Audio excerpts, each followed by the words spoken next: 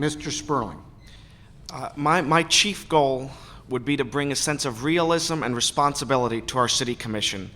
We've gotten so locked into and obsessed with words like new urbanism, sustainable development, and all these other things that they sound nice on paper and they are well-intentioned, but they're just not working. The proof of this is that we're running between a $5.6 and a $7 million deficit.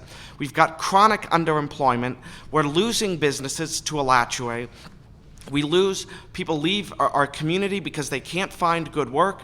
So the reality is, it's not working. We need to do things a little differently. We need to realize that it's not government that creates prosperity.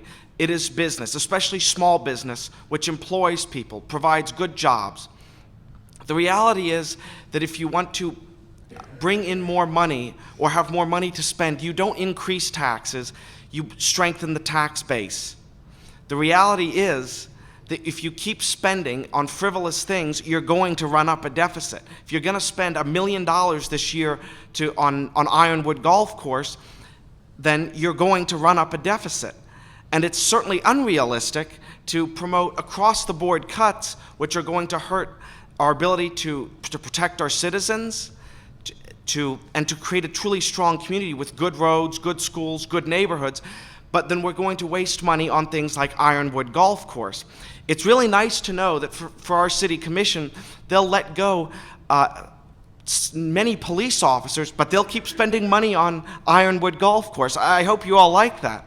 So we need reality and responsibility back on our city commission, and that's what I'm committed to. And if I can achieve just one thing, it will be that, because all, or at least the vast majority of our city's other concerns, underemployment, overtaxation, overregulation, all stem from that same irresponsibility and current lack of realism. Thank you. Thank you, Mr. Sperling. At this time, we've finished the questioning, and we will move on to the 1-minute closing statement. And we will begin with Ms. Sweet. Thank you very much for the opportunity to be here, and it won't take 1 minute. All of us, including your elected officials, are limited only by our creativity, our courage, and our commitment. I pledge mine to the public interest, and if you value unquestioned integrity, fiscal responsibility, and strong progressive leadership, then I'm your candidate. I would be honored by your vote on March 16th. Thank you. Thank you, Ms. Sweet. Mr. Alley.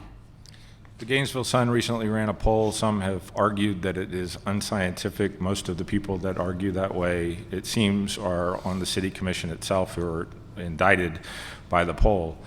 It says that the top 4 priorities for the city's citizens are jobs, taxes, traffic, and crime.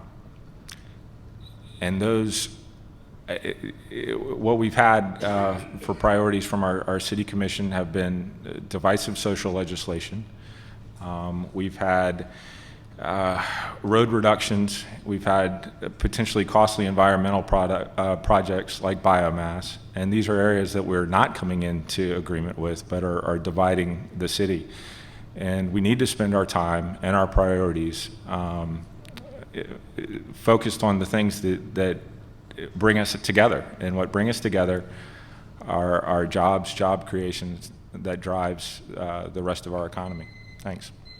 Thank you, Mr. Alley. Mr. Fitzpatrick. I've run for office before, and once again, my favorite thing about running for office is meeting people like the 4 people that are sitting here beside me, and no matter which one of us gets the chair, you're going to gain District 4 and Gainesville are going to be well represented. They're great people. What we've got to do is feed the hungry. We've got to feed the hungry. That's got to be our number 1 priority. I love it. I love being here in America where they tell us, no, you can't give a sandwich to a child, and we show up in mass and do it. This is the way it should be. Government should only be used as a last resort here. We're the ones that can do it. Keep doing it. See me afterwards. I'm not taking any money. Please give the money to charity, and I'll give half my salary to the home band, which feeds the hungry if elected. Thank you. Thank you, Mr. Fitzpatrick. Mr. Sperling. On March 16th, we all can make a difference by just going out and voting. Sadly, if the future is any indicator of the past, we'll see about 9 to 12% voter turnout this election, which is tragic. What it means is that about 90% of you are saying, I don't care. I don't care that the government can't manage a budget to save their life. I don't care that they scare away businesses. I don't care that we're getting taxed. We're getting hit with, your GRU bills are going up because the city keeps taking money from GRU. So on March 16th, you can get out and vote and send a message. Tell your friends, March 16th. Obviously, I would prefer to be able to count on your vote, but even if you don't vote for me, just get out and vote, and let's send a message that we are sick and tired of the irresponsibility and the continued showing of a lack of reality on the City Commission. Thank you. Thank you, Mr. Sperling. Mr. Wells. Thank you very much for this opportunity tonight. I would just say that when you ask what a candidate's going to do in office, you ought to ask, what have they been doing? And I would offer to you that I have been doing the very thing that I say is the most important, working in our neighborhoods, leading the effort to adopt our neighborhood parks, promoting our local businesses and finding ways to make them flourish, advocating for low and moderate income renters, particularly energy efficiency opportunities, working to raise the bicycle and pedestrian-friendly status of our community, partnering with our neighborhood schools, respecting the citizens and the staff that have the best ideas, and at the end of the day, to have great modesty about what we can accomplish on the City Commission is limited, but what we can, as a community, can accomplish is really unlimited. And I would believe that that will be the way I would like to work with all of you, and thank you for this opportunity tonight. Thank you, Mr. Wells.